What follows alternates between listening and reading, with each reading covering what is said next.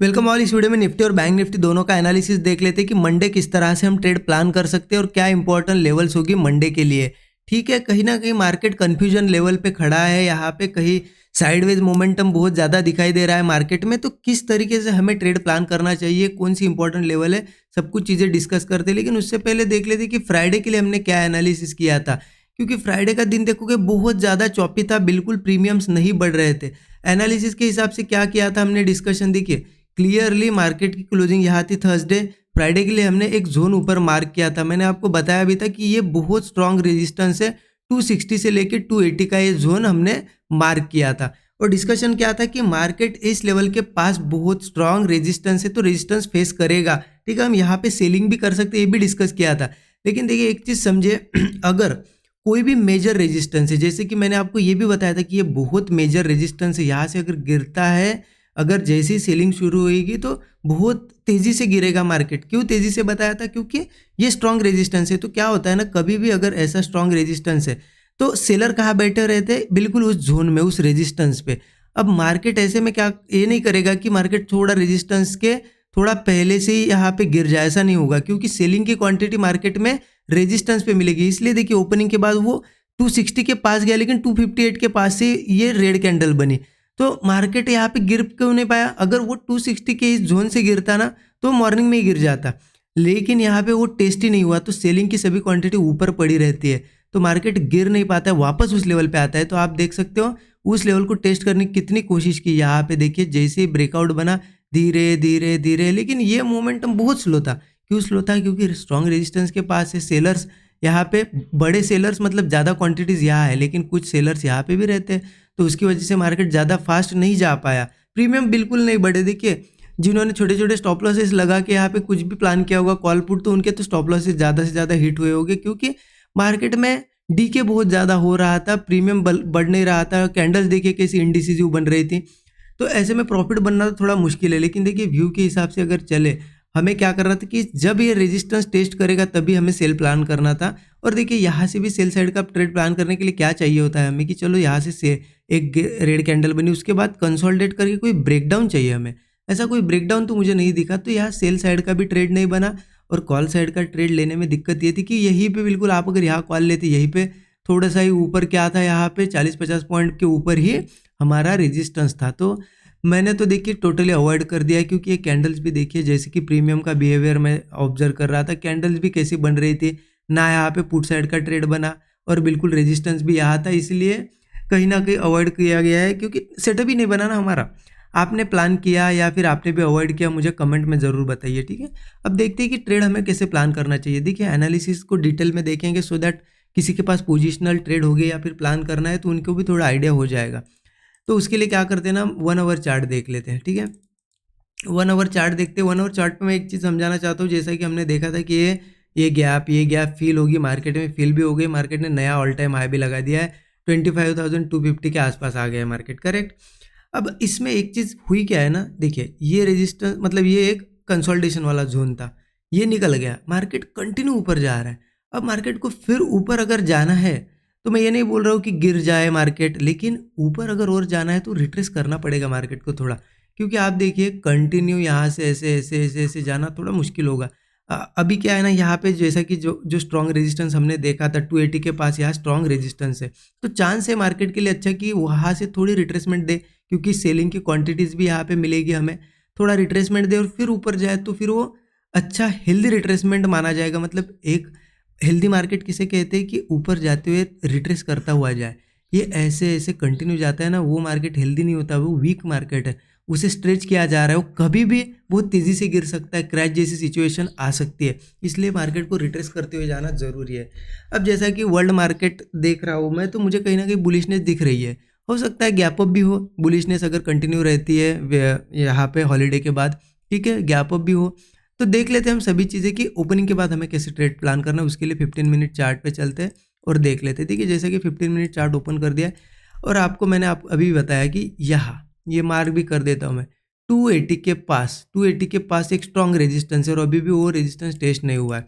तो सिंपली क्या है ना, मार्केट की ओपनिंग देखो, वही अगर किसी केस पे मार्केट गैप अप ना होते हुए गैप डाउन हो या फिर फ्लैट हो, देखिए गैप डाउन होता है ना, एक अच्छी अपॉर्चुनिटी रहेगी। गैप डाउन के बाद जैसे ही मार्केट एक आध सपोर्ट ऐसे बना लेगा, स्विंग बना लेगा और उसके बाद वो ऊपर ही स्विंग के सस्टेन कर रहा है, ब्रेक नहीं कर रहा है नीचे, जैसे ही ब्रेकआउट आएगा ना कॉल लेंगे, क्योंकि अल्टीमेटली हमें पता है कि मार्केट 25 टू 80 टेस्ट करेगा ही करेगा। तो ये हमें प्राइस एक्शन बता रहा है, तो हम जैसे ही ब्रेकआउट वगैरह आता है कॉल लेंगे। वही 25 से 30 पॉइंट का स्टॉप लॉस रख के 1:3 रखो, या फिर टारगेट भी रख सकते हो 280 का, ठीक है। इस तरीके से प्लान करेंगे। अगर फ्लैट ओपन होता है तो देखिए फ्लैट के बाद भी मार्केट ऊपर जा सकता है, लेकिन ये रेंज बहुत मुझे स्ट्रांग लग रही है, तो ये फ्लैट के बाद बुलिश ट्रेड लेने में मुझे कोई ज़्यादा इंटरेस्ट नहीं लग रहा है। वही अगर फ्लैट ओपन होके मार्केट नीचे जाए, मतलब फ्लैट ओपन होके थोड़ा नीचे जाए और फिर सपोर्ट बनाए और फिर होल्ड करे, तो ब्रेकआउट में मज़ा आएगा, या फिर गैप डाउन के बाद ऐसा स्ट्रक्चर बने तो कॉल लेने में यहाँ पे थोड़ा हमें अच्छी अपॉर्चुनिटी रहेगी, ठीक है।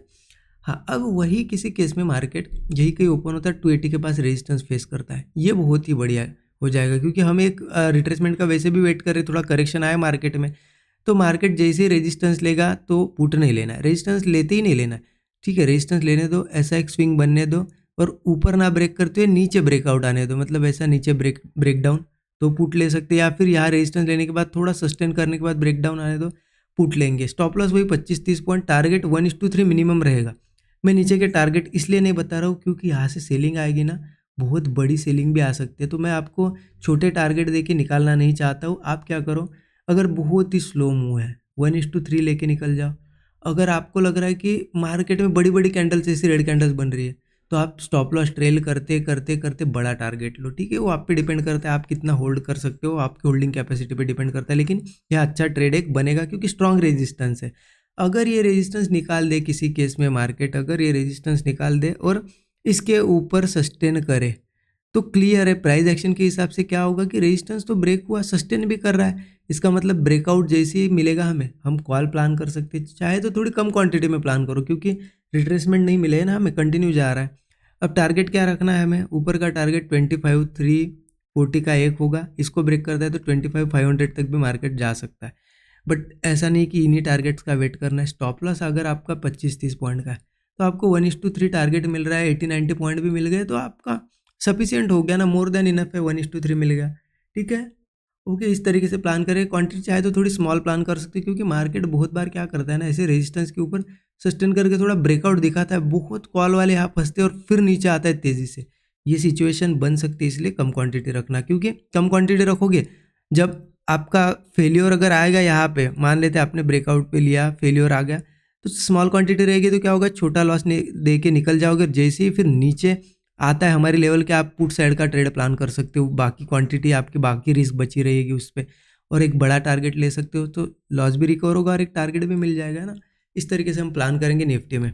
आई होप निफ्टी का एनालिसिस आपको समझ में आया होगा। ये सारी लेवल्स मार्क करके रखना, हम फटाक से बैंक निफ्टी का भी एनालिसिस देख लेते हैं। और जिनके पास पोजिशनल ट्रेड है वो भी थोड़ा सा ध्यान रखना, स्ट्रॉन्ग रेजिस्टेंस है या इसके ऊपर थोड़ा फिर और सेफर साइड हम रह सकते हैं। यहाँ पे थोड़ा आपको सोच समझ के रहना, यहाँ से सेलिंग अगर स्टार्ट होती है तो कुछ क्वांटिटीज़ आप बुक भी कर सकते हो। ओके, बैंक निफ्टी का भी देख लेते हैं। बैंक निफ्टी को भी लगभग अगर मैं 1 आवर चार्ट पे दिखाऊँ तो बैंक निफ्टी ने भी क्या किया है, देखिए ये कहीं ना कहीं ये गैप बनी थी बैंक निफ्टी में, हमने देखा था कि ये गैप फिल होगी, मार्केट ने गैप फिल कर दिया, वहाँ पे बहुत टाइम स्पेंड भी किया, और कहीं ना कहीं हमें दिख रहा है कि अब गैप फिल के ऊपर भी गया है ये, मतलब गैप फिल करके ऊपर भी गया है, तो क्या है कंटिन्यू कर गया है, नीचे आएगा, हम देख लेते हैं सीधा सीधा 15 मिनट चार्ट पे, ठीक है। देखिए यहाँ पे भी एक जोन बना हुआ है बैंक निफ्टी में भी, और वो जोन है 51,480 से 520 का। चाहे तो मैं आपको मार्क करके देता हूँ, हमने पिछले वीडियो में भी इसे मार्क किया था, अभी वो टेस्ट होना बाकी है 480 से 520 का, ठीक है। ये 40 पॉइंट का जोन है, मैं लिख के देता हूँ आपको लेवल से, यहाँ पे 51,480 से 51,520, ठीक है। ये 40 पॉइंट का जोन है, कहीं ना कहीं टेस्ट होना बाकी है। अब आप क्या करो ना, बैंक निफ्टी बहुत ज़्यादा कन्फ्यूजन में है अभी, आपको पता है बैंक निफ्टी का मूव इतना ज़्यादा साइडवेज है कि कुछ अच्छे ट्रेड ही नहीं बन रहे, सिर्फ ट्रैप कर रहा है। तो बैंक निफ्टी में आपको ट्रेड अगर करना भी है तो ध्यान रखो, आपको निफ्टी का साथ लेके चलना पड़ेगा, निफ्टी को साथ लेके चलो। निफ्टी देखिए, अगर बैंक निफ्टी सेम टाइम, अब निफ्टी अगर नीचे ओपन होता है, बैंक निफ्टी भी नीचे ओपन होता है, तो कोई दिक्कत नहीं है, हमें एक सपोर्ट बनने दो, यहाँ पे सपोर्ट के बाद सस्टेन करके ब्रेकआउट आएगा तो कॉल तो लेंगे, ये तो क्लियर है। निफ्टी बैंक निफ्टी दोनों में हम कॉल प्लान करने वाले हैं। स्टॉप लॉस बैंक निफ्टी हम 40 से 50 पॉइंट का रख सकते हैं, टारगेट 1:3 रख सकते हैं, या फिर ये टारगेट रख सकते हैं, ठीक है। लेकिन मार्केट अगर फ्लैट ही यही कहीं ओपन होता है तो इसमें भी देखना थोड़ा साइडवेज ही बिहेवियर है, तो थोड़ा अवॉइड कर सकते हो। हाँ, अब इसमें ये रेजिस्टेंस के पास अगर ओपन होता है तो डायरेक्ट प्लान मत करो। आप देखो कि निफ्टी भी क्या रेजिस्टेंस ले रहा है, हमारे 25,280 लेवल हमने निकाला है ना, क्या वहाँ से निफ्टी भी रेजिस्टेंस ले रहा है? क्योंकि सेम टाइम निफ्टी भी रेजिस्टेंस लेगा और बैंक निफ्टी भी रेजिस्टेंस लेगा, तो ही वो रेजिस्टेंस लेने के बाद कुछ सेटअप बनने के बाद गिर पाएगा। 40 से 50 पॉइंट का स्टॉप लॉस रख के यहाँ पे भी 1:3 प्लान कर सकते हो। लेकिन ऐसा नहीं होना चाहिए कि निफ्टी 280 के ऊपर सस्टेन कर रहा है, मतलब रेजिस्टेंस के ऊपर है, और बैंक निफ्टी रेजिस्टेंस ले रहा है, तो ऐसे में बैंक निफ्टी आपको ट्रैप कर सकता है। तो दोनों साथ साथ अगर कॉल भी प्लान करना है तो निफ्टी का भी वहाँ पे सपोर्ट अच्छा होना चाहिए, और रेजिस्टेंस पे अगर ट्रेड लेना है तो बैंक निफ्टी और निफ्टी में दोनों में रेजिस्टेंस फेस करना चाहिए तभी लेना है, ठीक है। और सेम है, अगर मार्केट यहाँ से अगर ब्रेक करता है ये लेवल और निफ्टी भी 25-80 के ऊपर सस्टेन कर रहा है और कोई बैंक निफ्टी भी ब्रेकआउट बना रहा है 520 के ऊपर, तो कॉल प्लान कर सकते हो, कम क्वांटिटी रखो, ठीक है। फिर इसके बाद टारगेट अगर बताओ आपको 51,630, फिर मुझे तो 51,950, मतलब 52,000 के आसपास के टारगेट दिखाई दे रहे हैं, ठीक है। तो कहीं ना कहीं बैंक निफ्टी में ट्रेड करना है, लेवल्स तो मैंने बता दिए, फिर भी आप कंफर्मेशन के लिए निफ्टी को देखो, तभी बैंक निफ्टी में ट्रेड प्लान करना, क्योंकि बैंक निफ्टी का मूव थोड़ा अभी कन्फ्यूजन वाला है, ठीक है, साइडवेज बहुत ज़्यादा हो रहा है। आई होप चीज़ें आपको समझ में आई होगी। देखिए, जितना हो सके सिंपल रखने की कोशिश की है मैंने एनालिसिस को, ज़्यादा कुछ नहीं है। मैं आपको एनालिसिस ऐसे ही नहीं बताता हूँ कि ये लेवल है ये लेवल है, लॉजिक के साथ बताता हूँ कि मार्केट क्या कर रहा है, प्राइस एक्शन क्या बना रहा है, कौन सी इंपॉर्टेंट लेवल से कौन सा सेटअप बनना चाहिए। इतना डिटेल में आपको कोई एनालिसिस नहीं देगा, ठीक है, इतना डिटेल में कोई चीज़ें बताते ही नहीं है। ये आप अगर बाकी वीडियो देखते होगे तो आपको पता ही होगा, ठीक है। कमेंट में ज़रूर बताइए अगर आप ये एफर्ट्स आपको अच्छे लगते हैं ना, तो आपका भी काम है कुछ कमेंट्स करना, यहाँ पे कमेंट में बताना, सो दैट यूट्यूब एल्गोरिदम को भी यहाँ पे पता चलेगी कि हाँ कुछ लोग इंटरेस्टेड है इन वीडियोज़ में, तो ये आगे आप जैसी जो बिगिनर है उन तक पहुँचाएगा, उनका भी कुछ ना कुछ फ़ायदा होगा, राइट। आई होप चीज़ें आपको समझ में आएगी। देखिए, अच्छा लगा तो वीडियो ज़रूर यहाँ लाइक कर दीजिए, और 13 आवर्स कोर्स भी आप ज़रूर चेकआउट कर सकते हो, क्योंकि यहाँ पे अभी सैटरडे संडे तो हॉलीडे के लिए हमने कूपन कोड रखा है, ये कूपन कोड आप यूज़ कर सकते हो holiday20, ठीक है। आपको 20% का यहाँ पे बड़ा डिस्काउंट देखने को मिलेगा, और कोर्स की लिंक इस वीडियो के डिस्क्रिप्शन में है। इसमें क्या सिखाया गया, यही कि कैसे प्राइस एक्शन को समझा जाता है, ठीक है, कैसे हमें उसको यूज़ करना है, प्राइस एक्शन का यूज़ करके कुछ मेथड से वो यूज़ करके dot to dot level daily कैसे निकालना है, ये भी सिखाया गया है।